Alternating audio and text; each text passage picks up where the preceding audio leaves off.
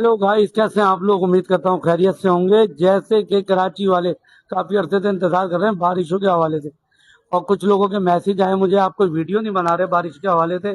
पूरे पाकिस्तान में बारिश हो रही है, कराची में वैसी बारिश अभी तक नहीं हुई जैसा इंतजार कर रहे हैं। तो इंशाल्लाह इंतजार की घड़ियां खत्म हुई। 1 अगस्त से लेकर 9 अगस्त के दौरान कराची में मूसलाधार बारिशों का आगाज होने वाला है। बहुत ज़बरदस्त ये बारिशें होने जा रही हैं। सब लोगों ने भरपूर एंजॉय करना है, लेकिन एहतियात के साथ। मैं हर वीडियो में एक बात ज़रूर कहता हूँ, आपने एहतियात ज़रूर करनी है। कोई ऐसी जगह पे ना जाएं जहाँ गिरने का डर हो या करंट लगने का डर हो।